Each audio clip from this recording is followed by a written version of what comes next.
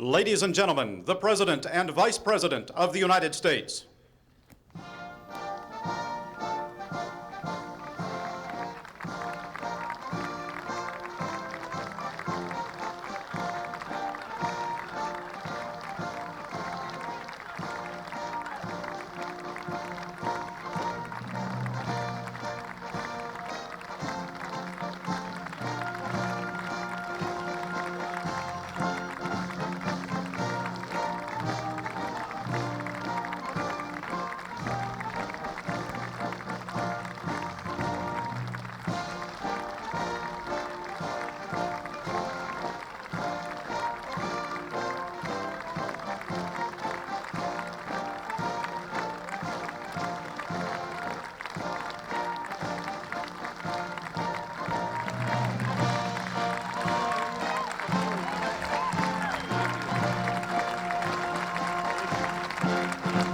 Break a board for me?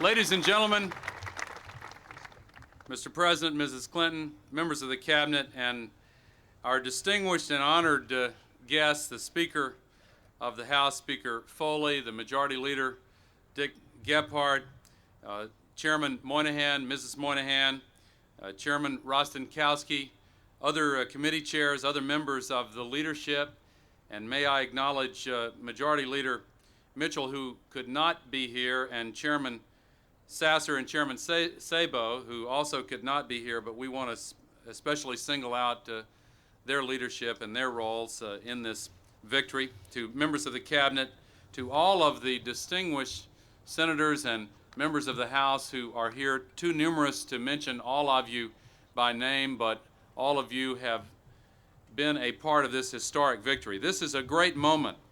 There's no question what it means. It means change for the better. Jobs, growth, tax fairness. It's a victory over gridlock, over partisanship, and a victory over all those politicians who said the best way to drive a car was to keep their hands off the steering wheel. And it's a victory for President Clinton, whose tremendous skill, and he was the quarterback, delivered a plan that kept intact all of the principles he set forth on February 17th when this plan was introduced. And what does it mean for Americans? It's a victory for people who believe in hard work. Hard work is rewarded under this new plan. It's a message of hope to the forgotten middle class, to the small business owner, and 96% of all small businesses do in fact get a tax cut as a result of this plan.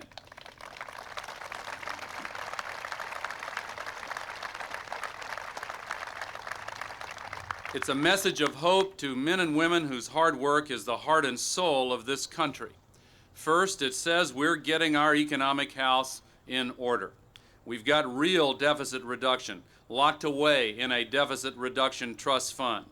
We have reversed the decade of trickle-down economics because 80% of the burden falls on those making more than $200,000 a year. And we've made real spending cuts. We've created real incentives for business to create jobs. There are those who say we didn't cut enough.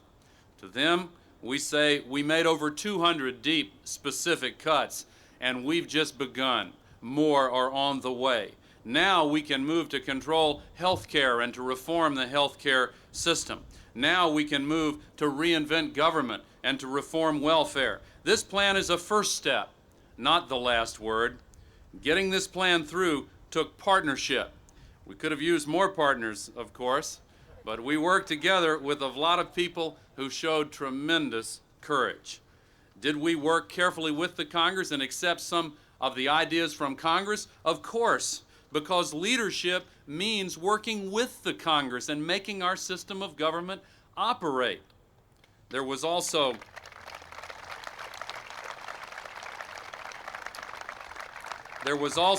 an awful lot of courage. And no one showed more courage or more ability to hang tough or more resourcefulness or more determination to help this country in the face of unfair attacks than the people who have joined us for this event. And among them, no one has shown more courage or leadership than the person it is my great pleasure to introduce now, the person who led the fight for change from the moment he declared his candidacy for president. He said he was going to end gridlock, and he did.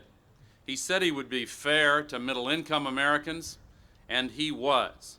He said we could cut spending while rewarding work, and we did. Did he have tough opposition? You bet. One vote in either chamber would have made the difference.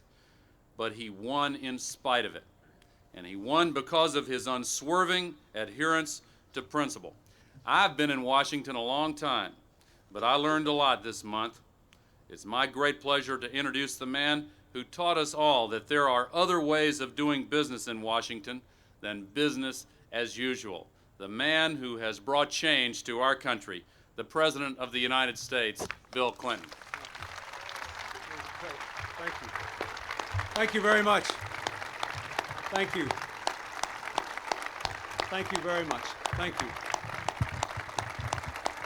Thank you. Thank you very much. Thank you. Thank you very much. Thank you. Thank you. Ladies and gentlemen, the Vice President has given me a very generous introduction and has fairly characterized the struggle in which we have been engaged. I might say also, for all of you sports fans, he's given a whole new meaning to the term tiebreaker. But I think it would really be unfortunate if this event were to come and go without recognizing the fact that the people in Congress who voted for this plan had to labor under historically difficult circumstances. They had to reverse a plan of trickle-down economics in which it was the accepted path always to say the right thing but never to do it, and in which if you tried to do the right thing, people would say the wrong things about you and cloud the debate with a fog of misinformation. In this incredible series of events that have unfolded, there were many members of Congress who never appeared on the evening news, whose names never appeared in the newspapers, simply because of their quiet courage and determination to do what they thought was right and to see this process through to the end. And I think I would be remiss, therefore, if on this occasion I did not ask at least all the sitting members of the United States Congress who are here to stand and to receive a round of applause. Would you all please stand?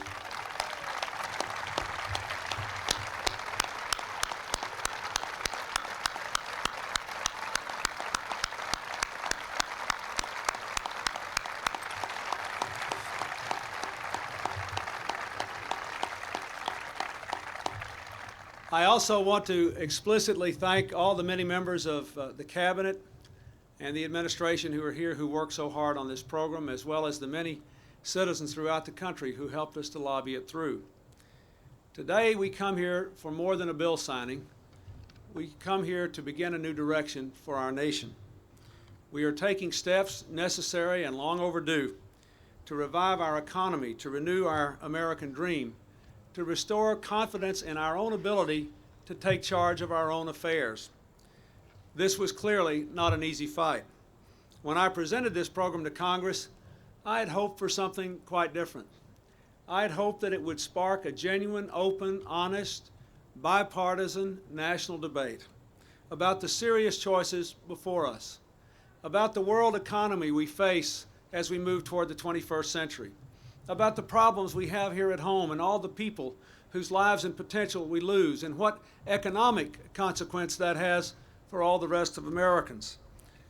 I had hoped that we could discuss whether and to what extent the revival of the competitive skills of our workforce could raise incomes and generate jobs, how we could both reduce the deficit and increase investment in our future, whether we could escape the trap that has afflicted so many wealthy countries that even when their economies are growing now, they don't seem to be creating jobs.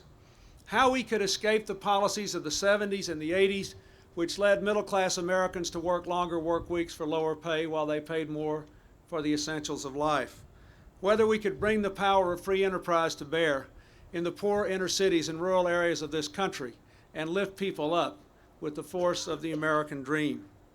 Whether the short-term consequences of bringing the deficit down would be more than outweighed by the short-term benefits of lower interest rates and the long-term benefits of being in control of our economic destiny.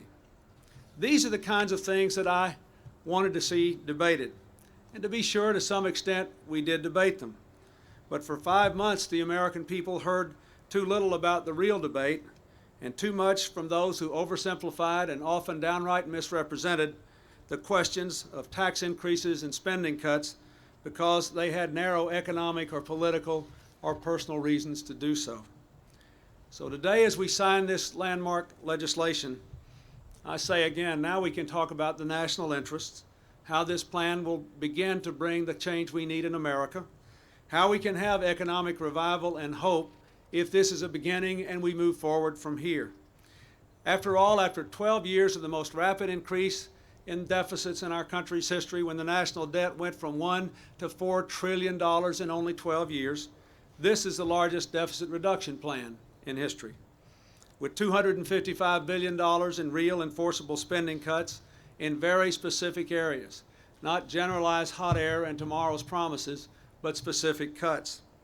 After 12 years of trickle-down economics where taxes were lowered on the wealthiest Americans, raised on the middle class, hoping that investments would be made which would reverse the trends of the last 20 years, we now have real fairness in the tax code, with over 80% of the new tax burden being borne by those who make over $200,000 a year, with the middle class asked to pay only $3 a month, and with a tax cut to working families with children who make under $27,000 a year. By expanding this earned income tax credit to working families, and especially to the working poor, this Congress has made history by enabling us to say, for the first time, now if you work hard and you have children in your home and you spend 40 hours a week at work, you can be a successful worker and a successful parent, and you will be lifted out of poverty.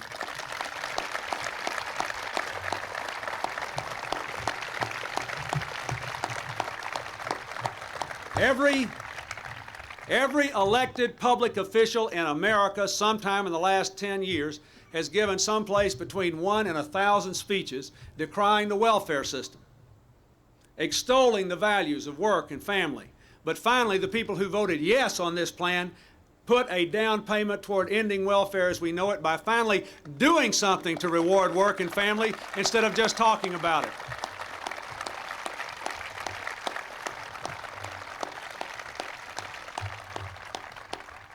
Everybody in this debate talked about small business.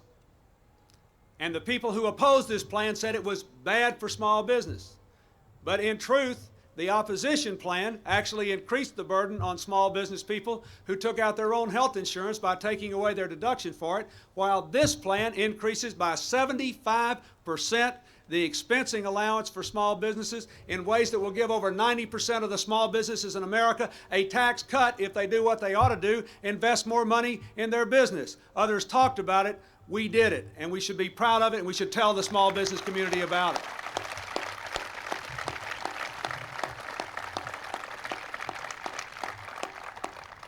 Others talked about the importance of small business as a job generator. This plan passed a pro-jobs capital gains tax that reduces tax rates by 50% for people who invest their money in new and small businesses and hold those investments for 5 years or more. The most dramatic incentive we have ever had to encourage people to take money out of their savings and take a chance on the free enterprise sector in America, in the places where the jobs are being created in the small business sector. That's what this plan does. Instead of talking about doing something for small business, this plan actually did it. And all of you need to be proud of that. The plan offers incentives to Americans to invest to revive the home building market, to invest in research and development, something that especially helps high-tech companies, to invest in new plant and equipment. Even the biggest companies in America now will be able to have tax incentives if they are willing to invest in growing more jobs here at home. These are the right ways to cut taxes, my fellow Americans. Cutting taxes for people because they spent their money in growing this economy and putting their fellow Americans to work. And that's what this plan does.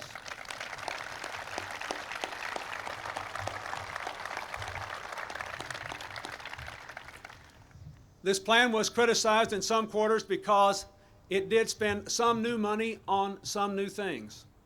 I would argue to you that anybody who thinks that all government spending is the same might just as well say all kinds of bread taste the same. We did not come here to leave our judgment and our knowledge about the global economy at the city borders of Washington, D.C.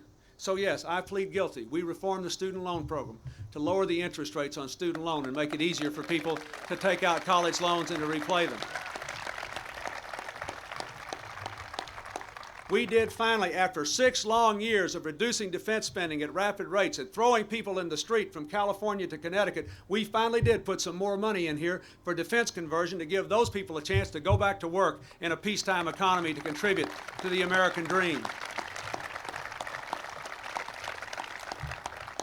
We did spend some more money on Head Start and on poor pregnant mothers to try to get their children into the world in good shape, to try to lower the tax burden on other people and increase their productivity. We did spend some money to try to give 6 million more children inoculations, because no one can explain to me why the United States of America has the 3rd worst immunization record in the Western Hemisphere, and we're paying a fortune for it.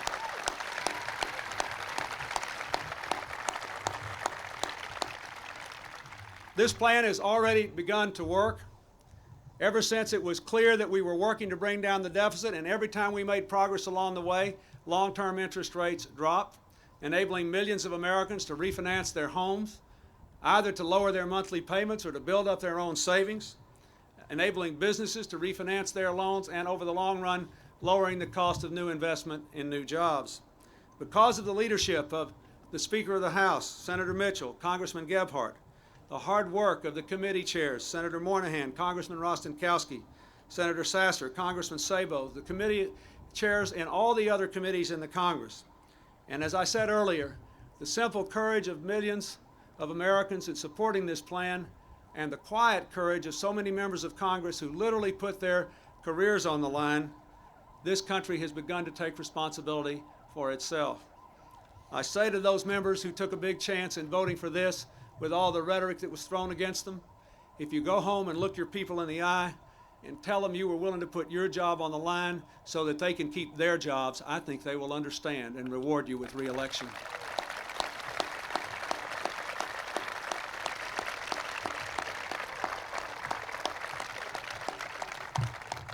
This plan is only the beginning.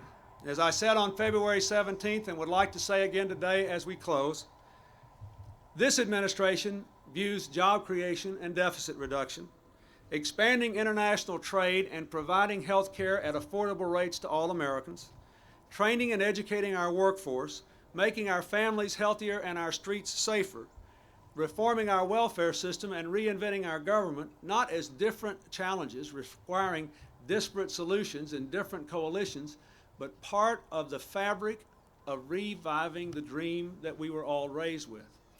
We cannot simply say this is a complicated time and we're unequal to the challenge, so we'll do this, and 4 or 5 years from now we'll worry about that. We have to think about what it takes to build the fabric of community, to rebuild the fabric of our families, to give our children a good shot, and to have sensible economic policies at home and with our allies around the world. Toward this end, let me say again, in the long run, we cannot succeed in an endless season of partisan bitterness and rancor and bickering. If some of us have to make hard choices while others stand aside and hope that the House collapses, nothing will in the end get done. And so I ask today of the American people and the American people's representatives, without regard to your party or philosophy, when the August recess is over, let us join again in the common work of American renewal. There is so much to be done that can only be done if we're all willing to carry our share of the load. Clearly, that is what the American people want us to do. In the very first week, when the Congress comes back, the Senate will have a chance to demonstrate that bipartisan spirit by passing the National Service Plan that the House has already passed and opening up the opportunity for hundreds of thousands of young Americans to pay their college way by serving their communities and rebuilding a sense of community in this country.